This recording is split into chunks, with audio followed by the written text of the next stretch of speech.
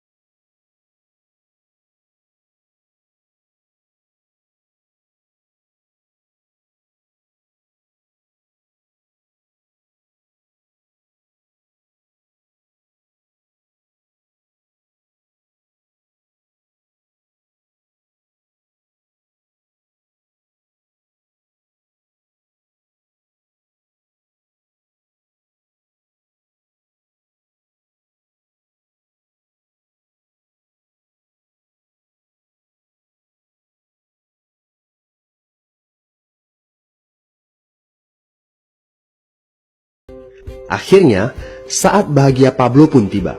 Saluran pipanya sudah rampung. Orang-orang desa berkumpul saat air mulai mengalir dari saluran pipanya menuju ke penampungan air di desa. Sekarang, desa ini sudah bisa mendapatkan pasokan air bersih secara tetap.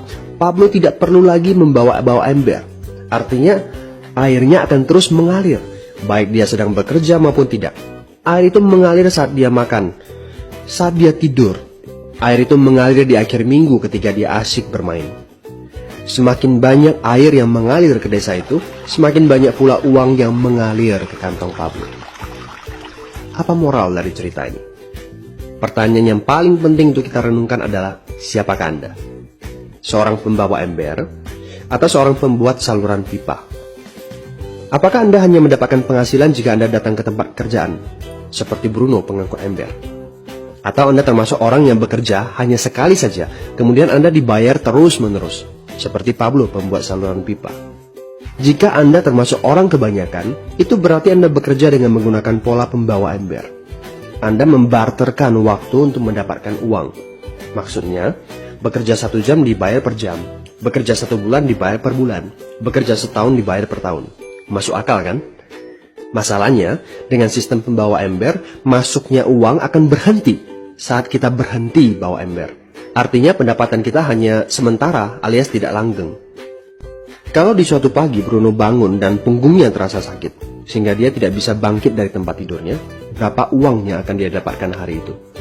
0 besar. Fakta yang harus kita sadari adalah, kita tidak bisa bekerja selamanya karena faktor usia dan kesehatan. Jika kita tidak sanggup membarterkan waktu kita, maka kita tidak akan mendapatkan uang. Pablo jauh hari sudah menyadari keterbatasan ini. Karena itulah dia langsung berpikir untuk menciptakan suatu sistem yang memungkinkan dia untuk terus mendapatkan bayaran baik dengan cara barter waktu ataupun tidak. Pikirkan ini. Bagaimana dengan Anda? Anda mau apa kalau besok penghasilan Anda berhenti? Apa yang akan terjadi kalau Anda dipecat? Apa yang terjadi kalau kemudian Anda sakit atau cacat sehingga tidak bisa membawa ember lagi? Bagaimana seandainya perawatan kesehatan yang mendadak yang harus Anda jalani menghabiskan uang tabungan Anda? Apa yang terjadi bila uang tabungan Anda itu langsung menguap dalam semalam? Kalau penghasilan Anda berhenti besok, untuk berapa lama Anda bisa membayar hipotek Anda? Cicilan rumah, mobil Anda, ataupun untuk biaya sekolah anak-anak Anda? 1 tahun, 6 bulan, 3 bulan, atau 3 minggu? Jelas. Apakah Anda bekerja sebagai penyapu jalan, bekerja di kantor, punya jabatan tinggi, atau memiliki toko, seorang profesional di bidang tertentu, tetap saja Anda membarterkan antara satuan waktu dengan satuan uang. Apakah dengan cara demikian Anda akan aman? Satu-satunya jalan untuk menciptakan keamanan yang sesungguhnya adalah seperti yang dilakukan oleh Pablo, yaitu membangun saluran pipa saat Anda masih bekerja sebagai pembawa ember. Dengan membangun sebuah saluran pipa, Anda cukup mengerjakan pekerjaan sekali saja, capeknya sekali saja, tapi Anda akan dibayar terus-menerus. Saluran pipa ini akan memberikan Anda penghasilan walaupun Anda sedang tidur ataupun Anda sedang main. Penghasilan ini juga akan terus Anda peroleh setelah Anda pensiun, pada saat Anda sedang sakit ataupun cacat sehingga tidak bisa bekerja, dan juga dalam situasi darurat. Inilah yang disebut sebagai penghasilan pasif. Anda tahu, saat ini kami sedang membangun saluran pipa yang akan memberikan penghasilan pasif. Mau tahu caranya? Hubungi teman yang meminta Anda untuk menonton video ini. Dia punya akses untuk informasi yang Anda butuhkan. Mintalah video lanjutannya, atau jika memungkinkan, bertemu langsung dengan teman Anda.